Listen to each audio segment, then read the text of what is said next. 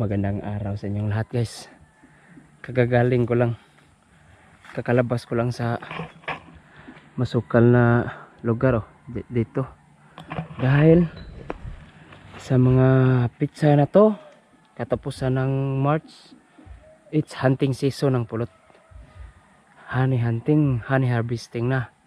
Pero sa content na to, wala muna tayong harvest dahil kakakita ko lang ng pukyutan, pero hindi ko binudyohan doon, hindi ko na-vlog dahil may mga tao kasing nanguha ng panggatong, kaya napagdesisyonan ko na lumabas na lang para hindi nila ako mabantayan doon at baka may tendency pa na magtawag sila ng mga kasama doon para sila magpuhag, dahil mas malapit yung mga bahay ng nanguha ng panggatong dyan kaysa bahay namin ni Uwang, nandun pa sa kabila. Kaya ang diskarte nito, uuwi muna ako at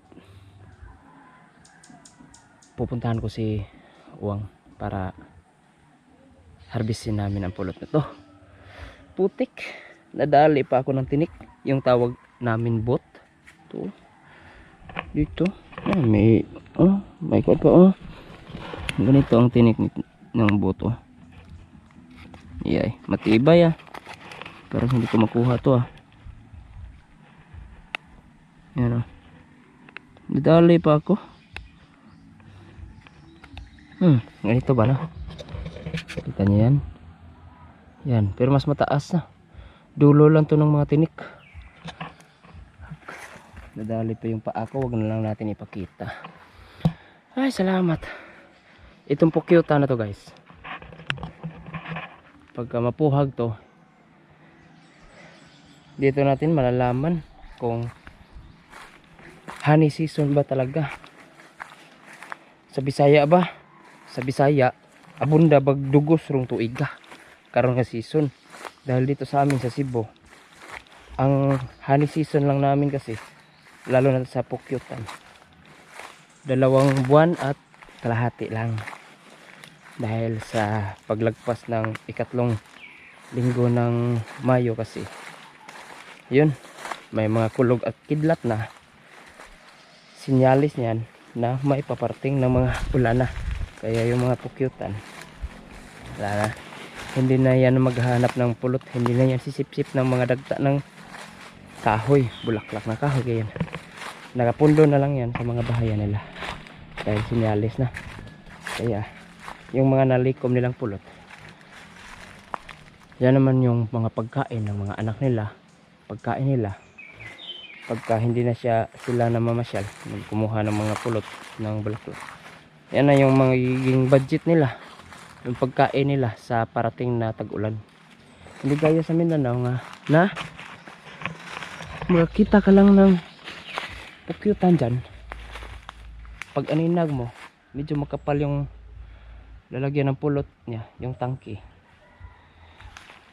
harvestin nila. Pero hindi ibig sabihin kasi pagka hindi ibig sabihin na makapal yung lalagyan ng pulot, puno na ng pulot yan.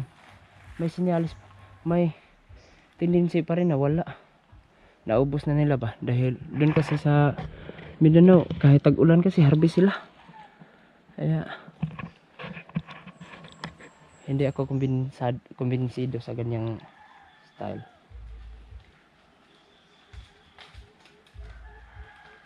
Ito naman, ito yung malupitang gamit ko, di ba?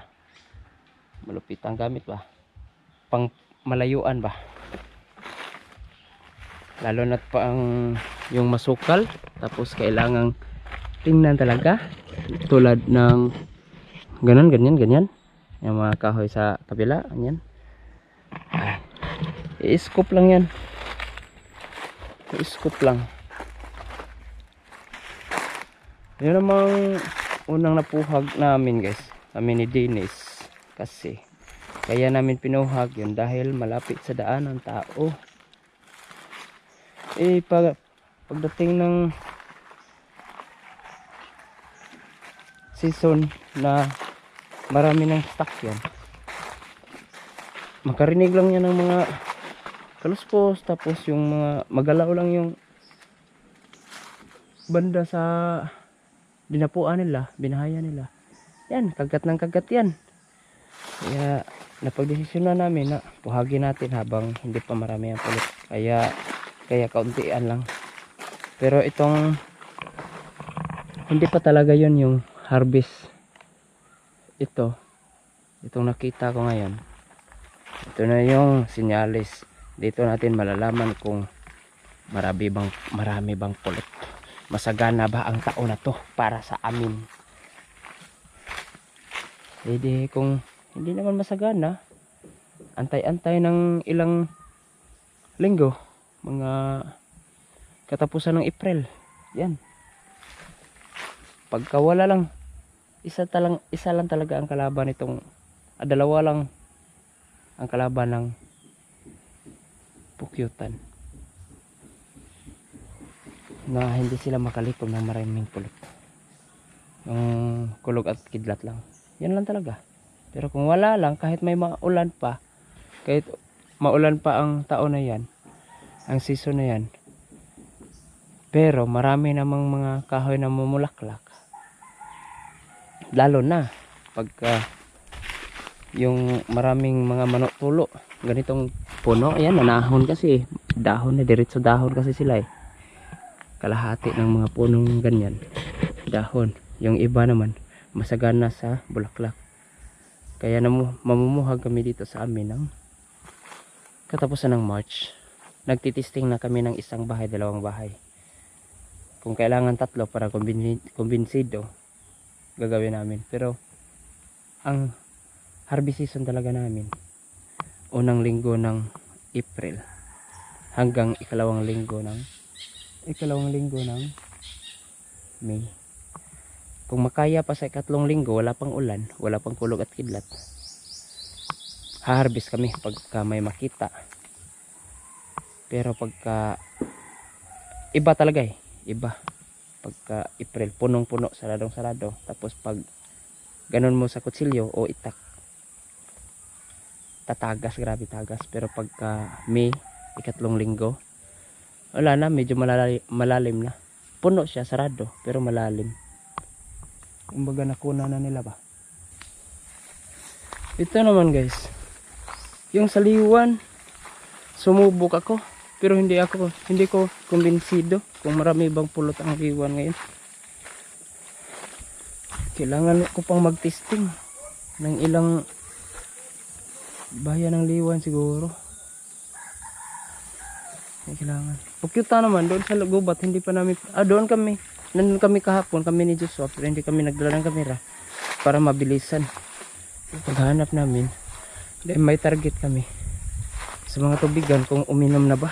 Hindi pa eh, wala pang umiinom na pukyutan sa mga tubigan. Yung diskarte namin, malupit ang diskarte, wala pa. Mahihirapan pa kami maghanap dun, kaya sa labas ng gubat muna kami maghahanap. Ang target naman namin ngayon, yung mga dumadapo sa ilaw pagka gabi, sa mga bahayan, pagka binibilang namin yan, pagka may mga bahay na sobrang masilaw ang tawag nito, ilaw. Pagka tingnan namin, isa, dalawa, medyo malayo. Pero pagka aabot ng 5, 6 na dadapo dyan kada gabi, medyo may kalapitan na yan, mga kalahating metro. Pero pagka mapuno na yung ilaw, tapos nagkukumpulan sila dyan, mga 100 meters nandyan na sila, nandyan malapit sa bahayan. Ganyan ang diskarte namin. Marami diskarte kasi rin eh.